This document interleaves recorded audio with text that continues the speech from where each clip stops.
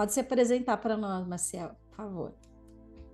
Então, meu nome é Maciel, sou enfermeiro, sou Chacriabá, né? E trabalho com minha etnia, né, Chacriabá, e coordeno aqui dentro do território Chacriabá, fica aqui em norte de Minas Gerais, coordeno 10 equipes de saúde, trabalho dentro do território. Eu trabalho pela SESAI, né, Secretaria Especial de Saúde Indígena, que é uma secretaria que é responsável por cuidar da saúde indígena, é uma secretaria específica. Lembrando que a saúde indígena ela veio ganhando um destaque maior, né, em 88, né, depois que saiu na Constituição que a saúde era um direito de todos, né, e um dever do Estado. Então, a partir daí, o indígena teve um foco na questão da saúde, que até então não tinha algo específico, né? A saúde era cuidada por outros órgãos, chegou a ser cuidada pela FUNAI e outros órgãos, não tinha nada certo em relação à saúde na época.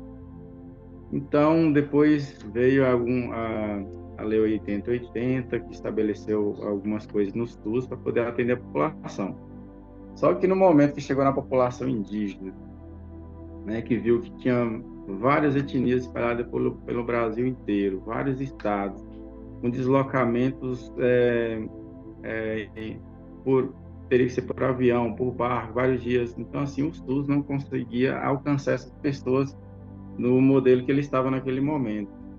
E aí se pensou e se discutiu um modelo específico para trabalhar só com indígena, porque o SUS em si, né, um subsistema à parte, por causa da questão cultural também, que é diferenciado. Então se criou um sistema específico, né, que foi uma lei que foi criada lá pelo deputado federal Sérgio Arouca, né, e é como se fosse uma lei 8080, né, mas só tem que ir para o indígena, é uma lei específica para a população indígena. Então, a partir daí, começou a se criar um setor próprio para cuidar da saúde indígena.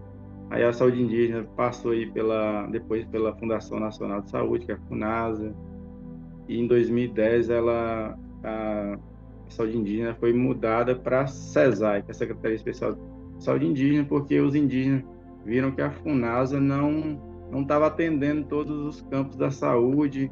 A FUNASA era mais na área do saneamento, especificamente, a área da saúde ficava um pouco mais abandonada. Então, os próprios indígenas começaram a ver isso, que teria que criar um outro órgão que cuidasse dessa parte mais integral da saúde.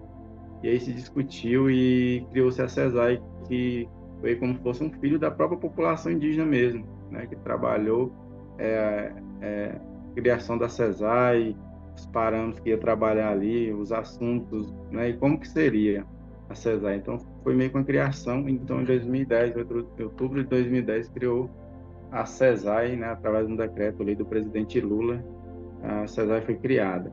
E aí, hoje a gente já está aí em 2023, né? Vai completar agora 13 anos, né? Esse dia 20 agora, completa 13 anos de criação da CESAI já, né? Então, uma pré-adolescente é a CESAI. E aí vem a CESAI, ela deu uma melhorada na área da saúde, porém, a área que era do saneamento, que era da CESAI, ficou um pouco para trás. Então, agora que está resgatando o saneamento. Então, deu uma mudança aí.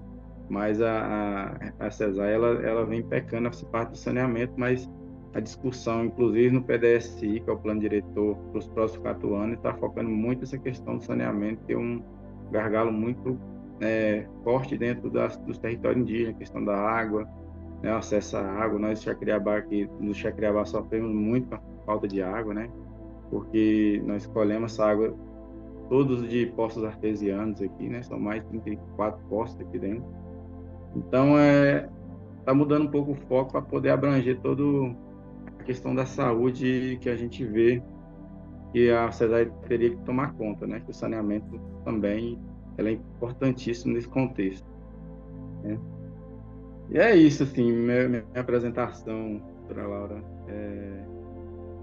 Eu queria que você contasse um pouco do contexto da saúde do Jacareabá, quais são as grandes questões de saúde que vocês enfrentam, né? Como que é distribuído o sistema de saúde, né? Que eu lembro que tem polos de saúde, né? Ah, sim, sim. Como que funciona a saúde aí? Ah, tá. Então, já pegando um gancho aí do que eu falei, dentro da saúde indígena, então, esse subsistema foi criado, né, através da Lei Aruca. Nesse subsistema, a gente tem as divisões que não é igual à saúde aqui fora. Aqui fora tem PSF, tem, né, é diferente. Dentro da saúde indígena, a gente tem, hoje, por exemplo, nós temos a CESAI aqui em Brasília, que é uma secretaria dentro do Ministério da Saúde. Aí, dentro da Secretaria da CESAI, ela tem 34 DISEIs. DISEIs é Distrito Sanitário Especial Indígena. Esses distritos espalhados no Brasil todo. Então, cada distrito desses 34, é responsável por uma população de indígena ou várias etnias indígenas. Exemplo, Jacareabá, onde eu moro, onde nós trabalhamos, ele faz parte do DICEI Minas Espírito Santo, um dos 34 DICEI, né, que fica localizado em Governador Valadares. Ele toma conta das etnias de Minas Gerais e das etnias de Espírito Santo. Então, o DICEI é responsável pelas etnias, atividade de saúde que acontece. Beleza. Cada DICEI desse tem polo base 2 e polo base 1, e além das casais, explicar cada um o que é. Os polo base 2, no caso do DICEI, tem 3 polo base 2. É responsável pela parte administrativa ali. Eu trabalho no polo base 2 em São João das Missões, que faz a coordenação das 10 equipes de polo base 1. Polo base 1, que a gente chama, aqui dentro do subsistema de atenção à saúde indígena, é as unidades de saúde que dá atenção e que está lá na área dando assistência, né? Então, onde vai estar o médico, o enfermeiro, o agente de saúde, agente indígena de saúde. Então, é lá que vai estar o atendimento, assistência ao indígena. E o Polo Base 2 administrativo. E nós temos as casas de saúde indígena, que a gente chama de casais, também faz parte desse subsistema. Para que foi criada a CASAI? A CASAI foi criada quando o indígena sair da aldeia para um tratamento na cidade, né? No caso nós temos em Montes Claros aqui, sai para fazer um tratamento, uma consulta que não tem no município. Esses indígenas vão para esse local, a CASAI, onde lá vão ser recebidos, acolhidos e acompanhados nos seus procedimentos. Lá na CASAI tem uma equipe também que acompanha esses pacientes para suas consultas, atendimentos. Todos os procedimentos são acompanhados por técnicos de enfermagens e enfermeiros também que tem. Então, basicamente isso, se eu não deixei passar alguma coisa. Lembrando que dentro do distrito lá, né, fica a coordenação do distrito, tem a DIASE, uma parte do distrito que chama DIASE, responsável pela questão da saúde especificamente, os atendimentos, os programas de saúde. Nós temos o saneamento, o CESANE, que é chamado CESANE. Tem uma parte do CELOG, que é a parte de logística, processos, que é feito, né, de licitações. Então, alguns setores dentro do DICEI dividido também. Só, não sei se eu deixei passar alguma coisa aqui. Não, era mais a questão mesmo das questões de saúde mais relevantes no seu polo, né? Quais são os principais problemas de saúde que vocês encontram? Então, aqui no Jacareabá nós temos alguns problemas crônicos que a gente tem, né? E sérios também, né? Nós temos endêmicos aqui, doenças endêmicas. Nós temos a leishmaniose tegumentar, né? Que nós temos várias aldeias aqui, vários casos no ano. Então, assim, é endêmico. Tem um trabalho que eu fiz aqui nessa semana em Brasília, foi sobre a leishmaniose. Então, é um caso que a gente tem e a gente depara todo dia com um caso aí de leishmaniose tegumentar. Alguns já apareceram outros anos casos de leishmaniose visceral, mas são menos, né? Mas não deixa de ter a vigilância em relação a ela. Nós temos também a questão séria aqui que a gente conversou na live, a questão do suicídio, né? Das tentativas. Então, nós temos essa questão muito forte aqui, além de estar atrelada à questão social, a questão do uso de bebidas, né, do alcoolismo. também. Então, nós temos esses problemas assim, mais centrais. Aí fora os outros problemas que a gente tem, questão de tuberculose, e que a gente tem que monitorar essas doenças que faz parte assim, da comunidade pela questão social também, né? Que são doenças que às vezes estão ligadas à questão social e nós temos nas nossas aldeias aqui muito problema social, financeiro, social, né? O tipo de moradia, então tudo isso influencia na saúde em algumas comunidades, algumas aldeias mais do que outras, mas nós temos muitas aldeias aqui que é uma questão social muito frágil e que precisa ter um cuidado específico com relação a isso. Então, tem essa parte desse problema social também nas nossas aldeias aqui.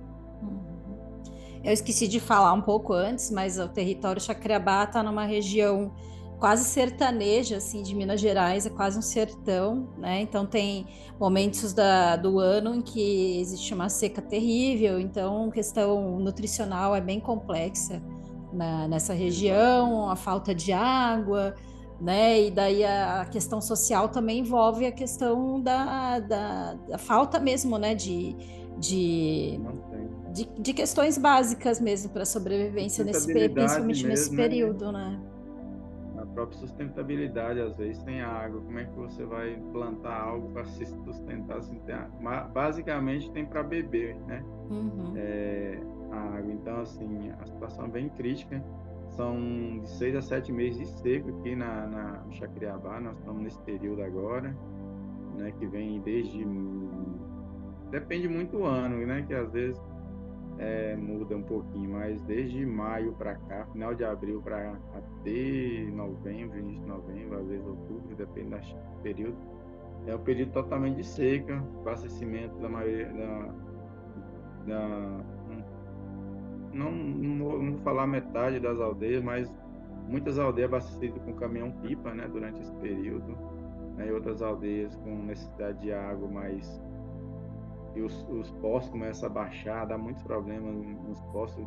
Recentemente nós tivemos um problema que queimou três bombas, então assim foi uma correria para poder resolver esse problema. Então ficou 4 caminhão-pipas da CESAI, com a prefeitura ajudando, aí entrou contribuições da Defesa Civil com o outro, e acabou que assim é muita casa para abastecer, então não tem jeito. A gente tem, além das questões dos postos, a gente talvez teria que ter alguma outra alternativa futura, pensando num futuro médio e longo prazo, porque ninguém sabe o que vai acontecer com esse poço artesiano, se vai secar, se não vai, a gente não sabe como é que está lá embaixo. Então, assim, é uma preocupação muito grande em relação a essa questão da água. E aí, quando a gente fala nessa questão da água, impacta diretamente a questão da saúde que a gente está discutindo, né?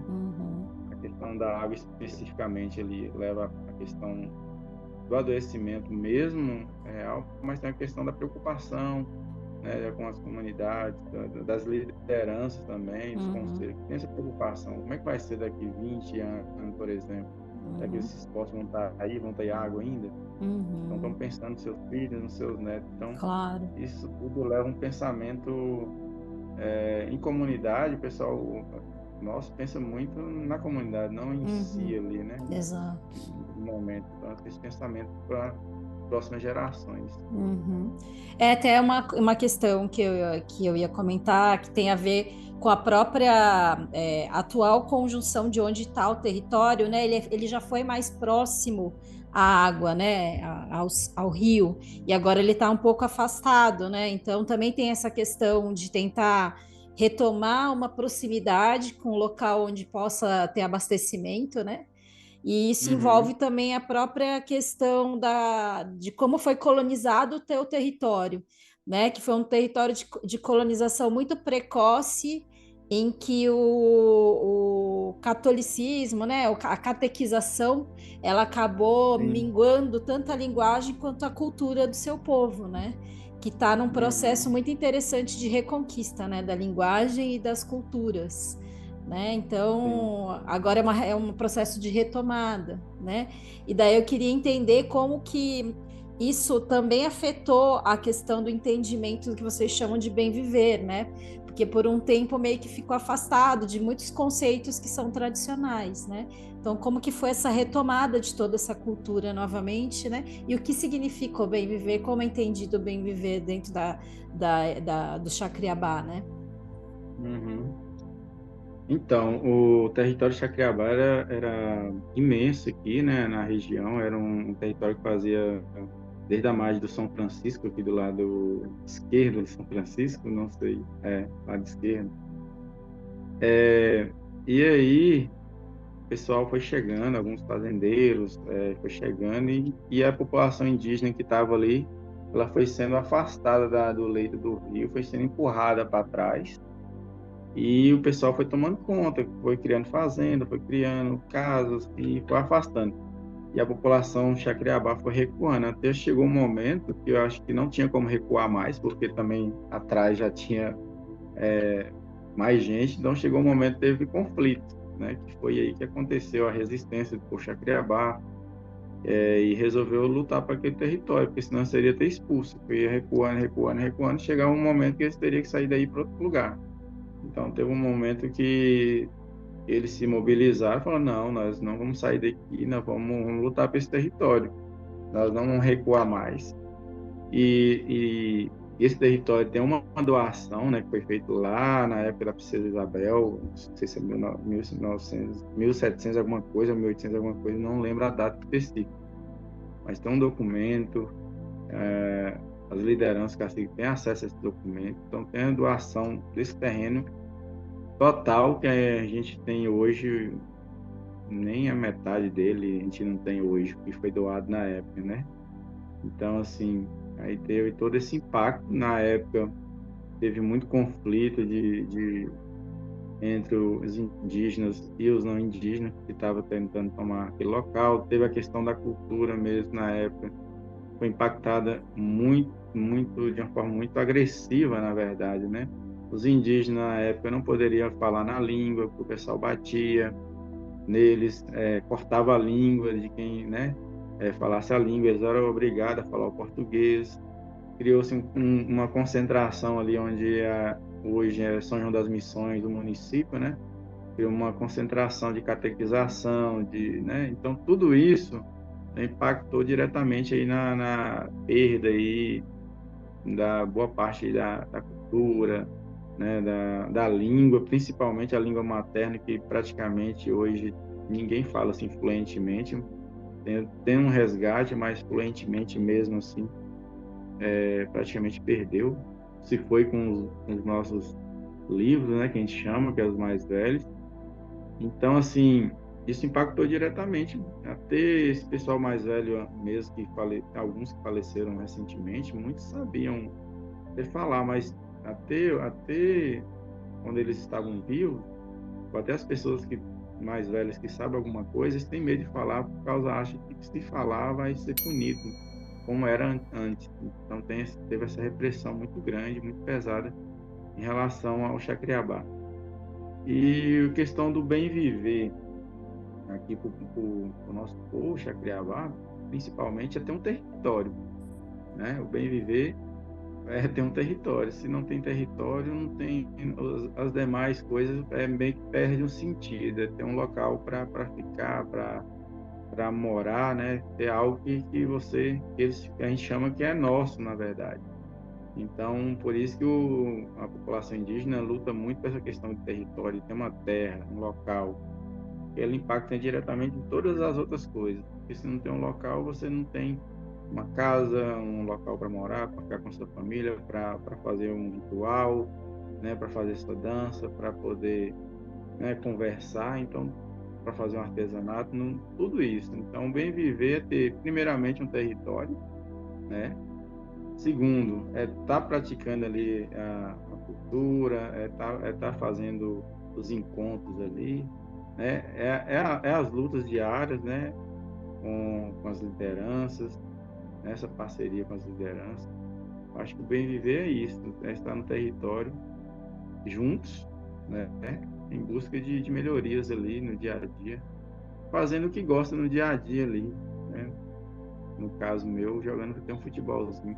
Isso, eu ia falar um pouco, né, de como que você extravasa essa pressão que você vive no dia a dia no seu encargo, que é um encargo administrativo, cheio de pressões muito complicadas, né? Então, como que é a sua forma de extravasar, né, esse estresse do dia a dia que você me falou que é jogando bola, né? Não, é final de semana e durante a semana, futebolzinho relaxa, né? A gente vai para lá pro futebol, esquece aquele momento ali, dá uma suada. Então, assim, futebol para mim mesmo. E aí a população indígena quase toda aqui, praticamente, se perguntar, gosta de futebol, sabe? Acho Uhum, que é algo que o indígena gosta demais de jogar um futebol. uhum, Aqui, pelo menos em Jacriabá, a gente olha que o futebol ele faz um bem danado em relação à questão da saúde, tanto uhum, física como mental também, porque o futebol aqui era mais masculino, não tinha futebol feminino. Aí, recentemente, não tão recentemente, alguns anos atrás, se criou alguns dois times femininos, inclusive um time lá, partiu lá no time nosso, o time da Mangueira lá, uhum. e o time da Bananeira, criou dois times. Hoje já tá cheio de time feminino, então assim, a reserva toda, quase toda a aldeia tem um time feminino, e aí já se criou várias copinhas, campeonato feminino hoje já tem tanto o Chacreabá como o campeonato municipal também de society feminino. Então, tomou uma proporção maior, as meninas estão bem mais organizadas que o futebol masculino às vezes, então elas são bem organizadas. Então, esse movimento do futebol cresceu muito, tanto no masculino como um todo, que já sempre teve, mas o feminino cresceu muito e tem muita mulher inserida no futebol. E isso faz bem, né, para tirar os jovens, principalmente os jovens, né, da pensamentos ruins às vezes, ficar em Uhum. casa parado sem fazer nada. Eu acho que quando vai para o futebol, se encontrar na à tardezinha, vai treinar, isso gera uma sensação boa, né, no cérebro. Eu acho que isso ajuda Uhum. em todo o sistema. Tá certo. Muito obrigada, viu, Marcial? Você quer falar mais alguma coisa, assim, que você acha importante a gente conversar, não? Então, eu acho que em relação seria isso mesmo. Não sei Uhum. se eu consegui repassar as Não, acho que foi. informações que Acho que ficou muito claro. precisaram. Se tiver alguma dúvida, também estou à disposição aí para Tá, joia. contribuir.